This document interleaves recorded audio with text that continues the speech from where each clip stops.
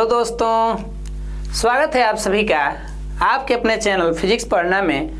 तो दोस्तों, आप सभी लोग कैसे हैं? मैं आशा करता हूं कि आप सभी लोग मस्त होंगे। और आज की इस क्लास में हम लोग पढ़ने वाले हैं विद्युत ऊर्जा, या इसे हम विद्युतीय ऊर्जा भी कहते हैं। तो आज की इस क्लास में हम लोग क्या पढ़ने वाले हैं, एक बार पुनः पुकारा जाए तो नाम इसका क्या है भाई? विद्युत ऊर्जा। और अंग्रेजी में कहें तो इसे हम लोग कहते हैं इलेक्ट्रिकल एनर्जी। कौन सा एनर्जी कहते हैं? Electrical energy. तो सबसे पहले अगर हम इसके शब्द को देखें, ये विद्युतीय ऊर्जा को, तो आप देख सकते हैं इसमें क्या क्या मिला है, बताइए तो। ये जो विद्युतीय ऊर्जा की बात आ रही है, तो एक इसके नाम हमारे विद्युत से कुछ न कुछ संबंध रख रहे हैं, और इसमें एक क्या आया है नया जुड़ करके? ऊर्जा। विद्युतीय ऊर्जा यानी कि विद्युत तो हम लोग जानते ही हैं कि विद्युत क्या होता है जी। तो किसी चालक के अंदर आवेश प्रवाह होता है तो वही विद्युत का निर्माण करता है। लेकिन अब कह रहा है कि यहाँ पर ऊर्जा आ गया है। अगर साधारण तौर पर ऊर्जा की परिभाषा पूछी जाए तो ऊर्जा किसे कहते हैं? आप लोग भी जानते होंगे कि कार्य करने की क्षमता को क्या बोलते हैं? ऊर्जा बोलते हैं। तो हमें लग रहा है कि कार्य करने की जो क्षमता अब आएगी वो किसके सहयोग से आएगी? अगर अभी हम पढ़ा रहे हैं, अभी हम अपना बोल रहे हैं, जो भी कार्य कर रहे हैं, तो हमारे अंदर से ये ऊर्जा आ रहे हैं, और ये ऊर्जा कहीं ना कहीं हमको भोजन से मिला होगा, है ना। यहाँ पर जो ये ऊर्जा है ये कहाँ से आया होगा? तो इसके सपोर्ट से, यानी विद्युत के सपोर्ट से। तो अगर हम उसी परिभाषा में जैसे कार्य करने की क्षमता को ऊर्जा कहते हैं, तो उसी में कुछ बात को ऐड कर दें। अगर हम लिख दें कि विद्युत द्वारा, किसके द्वारा?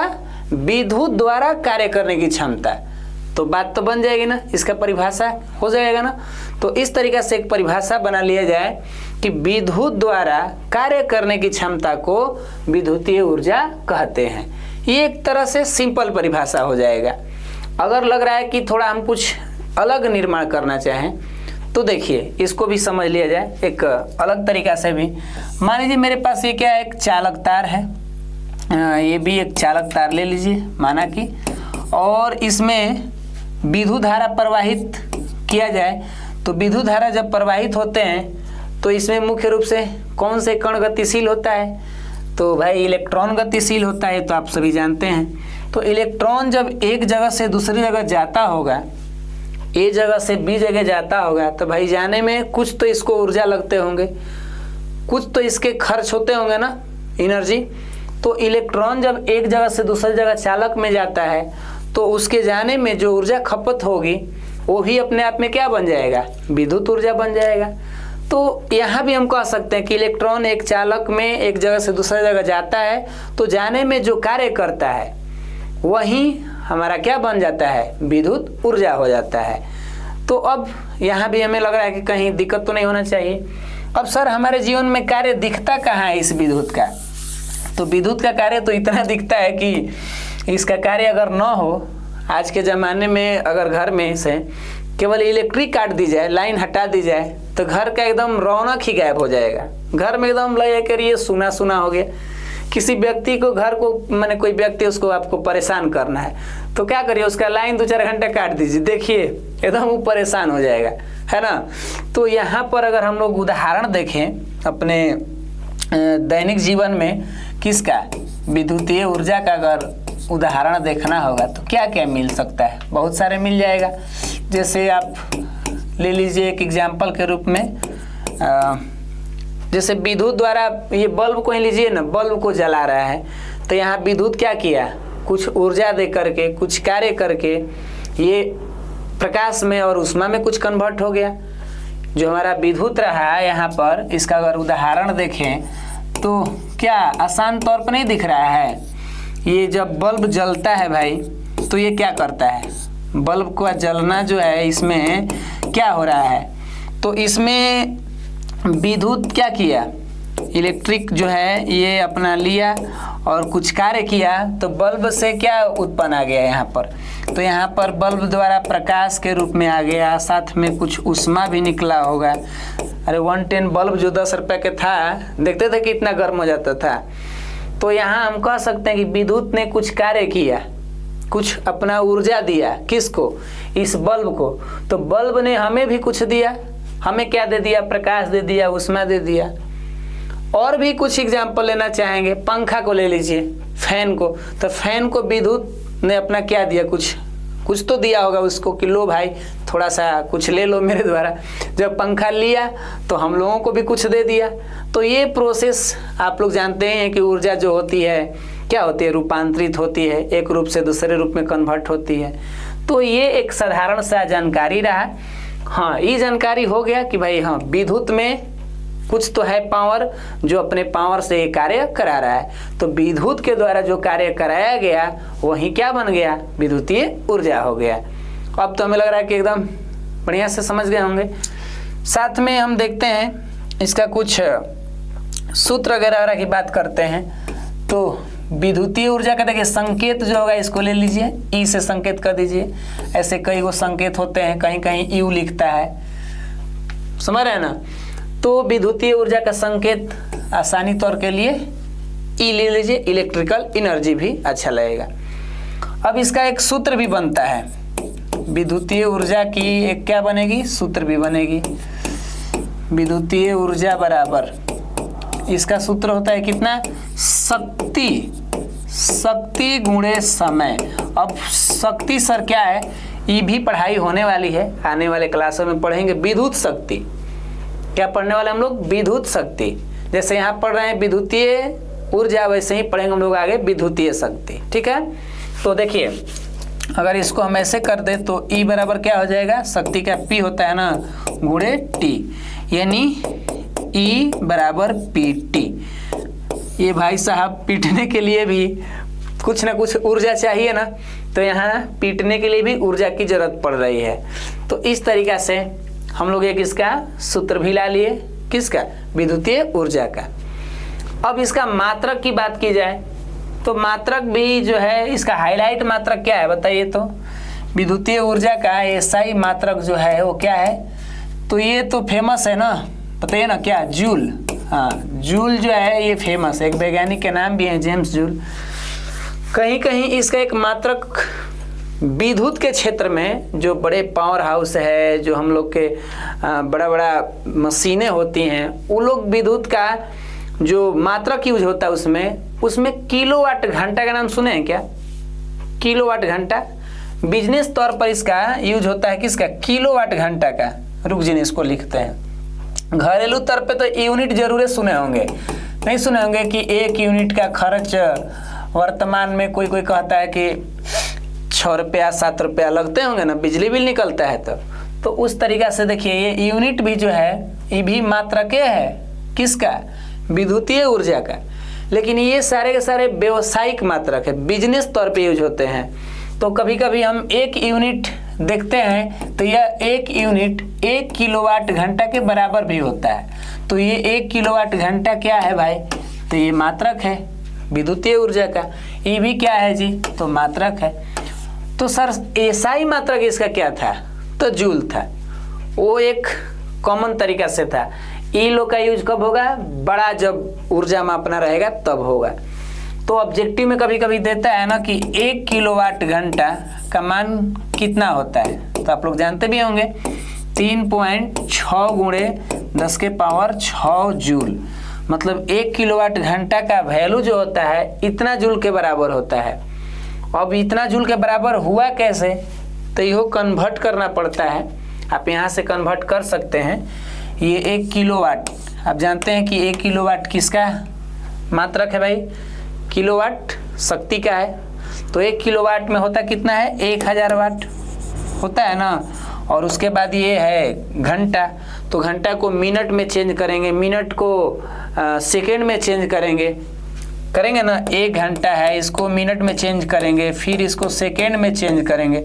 अब ये फाइनल कैलकुलेशन करेंगे तो कितना हो जाएगा? ये हो जाएगा लगभग 36 पे 1 2 3 4 5 गो जीरो हो जाएगा ना। अब देखिए इसके रूप में लाना है। ये तो है साधारण तरीका से लिखा गया। वैज्ञानिक रूप में ये है लिखावट कि 1-2 अंक के बाद दशमलव लेकर लिखिए। तो जब हम 1 अंक के बाद दशमलव देंगे, पहले इसको ऐसे लिखिए ना, ये समझा रहे हैं केवल, ये मत समझे कि सर एग्जाम में पूछता है क्या। ये थोड़ा सा नॉलेज की बात है, बाकी एग्जाम में पूछे कि नहीं पूछे हमको नहीं पता। इसे हम चाहेंगे तो ऐसे भी लिख सकते हैं ना, 36 × 10 के पावर 5, ये जूल के रूप में है। दशमलव एक अंक के बाद बढ़ाएंगे पीछे से, तब पावर क्या हो जाएगा, बढ़ जाएगा, यानी 3.6 × 10 के पावर 6 जूल। अगर आप इसको हटा करके अगर आप 36/10 करके कटा भी रहे हैं तो वही रूप हो गया, नहीं हो गया। तो इसीलिए यहाँ पर ऐसे किया गया है कि एक अंक के बाद दशमलव बढ़ाएंगे तो एगो बढ़ जाएगा। 2 अंक के बाद करते हैं, यानी लिखते हैं कि 3 के बाद लिखते हैं 0.36, तो भाई 7 हो जाता है वहाँ पर। ये एक बेसिक कंसेप्ट रहा किसका, विद्युतीय ऊर्जा का। तो अभी हम लोग क्या क्या देखा, विद्युतीय ऊर्जा का परिभाषा देख लिया, साथ में देखा कि देखिए ये विद्युतीय ऊर्जा का कुछ उदाहरण भी हैं, इसका सूत्र, संकेत और मात्रक। तो अब आप क्या जानना चाहेंगे, बोलिए। इतना तो हमें लग रहा है कि आप समझदारी में हैं। हाँ, कहीं कहीं ये भी होता है, थोड़ा सा जानकारी के लिए, कि जो विद्युतीय ऊर्जा है ये कार्य के क्या होता है भाई, बराबर होता है। तो सर ये तो हम लोग भी जानते हैं, विद्युतीय ऊर्जा किए गए कार्य के क्या होता है, बराबर होता है। आप इसे नोट करके लिख भी लेंगे, अगर लिखना होगा तो लिख सकते हैं कि विद्युतीय ऊर्जा, कौन ऊर्जा, विद्युतीय ऊर्जा। अब पूरा लिख नहीं रहे, समझा दे रहे हैं, यहाँ पर हम बोल दे रहे हैं विद्युतीय ऊर्जा किए गए कार्य के बराबर होती है। अर्थात कितना होती है बताइए, तो ये इतना हो जाएगा। कहीं कहीं उष्मीय ऊर्जा के भी बराबर होता है, उष्मीय ऊर्जा, हीटिंग एनर्जी जो होती है ना, उसके भी बराबर होता है। तो आप ऐसे कहीं कहीं देख सकते हैं, ई का वैल्यू कहीं W के बराबर देता है, कहीं H के बराबर देता है। तो ये कन्फ्यूजन नहीं होना है। हम जानते हैं कि दुनिया की कोई भी जो ऊर्जाएं हैं ये एक दूसरे से क्या होती है, बराबर ही तो रहती हैं। कार्य जो है ऊर्जा के बराबर है, चाहे वो कौनो कार्य आए अपने आप में, ठीक है ना। इस बात से आप लोग संकोच मत करिएगा, जो कार्य है ये ऊर्जा के बराबर होता है तो होता है। साथ में आप देख ही रहे हैं कि मात्रक भी जूल है, ऊर्जा के भी मात्रक क्या होते हैं जी, तो जूल, और कार्य के मात्रक भी क्या होते हैं जी, तो जूल। कार्य तभी होंगे जब ऊर्जा, और ऊर्जा जहाँ रहेगा वहाँ कार्य होगा। ये तो ऐसे लग रहा है कि नाम केवल ये अलग है, लेकिन इन लोग का सारा चीज़ एक ही जैसे लग रहा है ना। एक जानकारी और, इसमें जानकारी की तो कमी नहीं है, एक एग्जाम में जो है पूछा है विद्युतीय ऊर्जा का व्यंजक, विद्युतीय ऊर्जा का व्यंजक, ठीक है, या कहीं लिखता है उष्मीय ऊर्जा का व्यंजक। ये भी आई है, एग्जाम में पूछा गया, क्वेश्चन भी बनेगा यहाँ पर, विद्युतीय ऊर्जा का व्यंजक या उष्मीय ऊर्जा का व्यंजक। तो देखिए उष्मीय ऊर्जा का व्यंजक कितना होता है, यहाँ पर H बराबर I² RT। यहाँ पर एक ये व्यंजक है जो कि आप कहेंगे सर ही कैसे आ गया, आप कह सकते हैं विद्युतीय ऊर्जा या उष्मीय ऊर्जा का व्यंजक कितना होता है, H बराबर I² RT, जहाँ H आप कह सकते हैं उष्मीय ऊर्जा है, I आप कह सकते हैं विद्युत धारा है, और R के बारे में तो जानबे करते हैं ये क्या है, प्रतिरोध है, और T4 जानते ही होंगे ये समय यानी टाइम है। तो ये एक नया फॉर्मूला हमारे सामने आया, कहाँ से भैया, तो हम लोग जब पढ़ाई शुरू किए थे, ये भैया यहाँ से विद्युतीय ऊर्जा से कहानी शुरू हुई थी ना, हाँ यहाँ से। इसी के पढ़ाई करते करते हम लोग जब आगे बढ़े तो आया हमारे पास एक नया टॉपिक खुल कर के सामने, जिसका नाम क्या बना है, विद्युतीय ऊर्जा का व्यंजक। अब आपके मन में क्या जा रहा होगा, आपके मन में जा रहा होगा कि सर इस सूत्र को सिद्ध कैसे किया जाए। तो एग्जाम में 5 नंबर का क्वेश्चन आया है सिद्ध करने के लिए, साथ में परिभाषा भी पूछा है विद्युतीय ऊर्जा का, और शक्ति का भी पूछा है। तो हमें लग रहा है कि उसके लिए अगला क्लास का इंतजार करना पड़ेगा, है ना। डायरेक्टली हम लोग एक ही सारे क्लास में तो कर नहीं पाएंगे, धीरे धीरे, क्योंकि हमारे जो सफ़र है, जिस सफ़र की तरफ हम लोग चल रहे हैं, वहाँ अचानक भाग जाएंगे ना तो फिर मज़ा भी नहीं आएगा। जो सफलताएं मिलती है वो थोड़ा मेहनत के बाद मिले, थोड़ा संघर्ष के बाद मिले, तो भी लगता है कि वाकई, और आपको भी उसका महत्व पता चलता है। क्योंकि अगर किसी इंसान को बिना मेहनत का कोई चीज़ दे दीजिए तो सबसे पहला बात कि वो उसका वैल्यू नहीं करेगा, उसका कीमत अदा नहीं करेगा।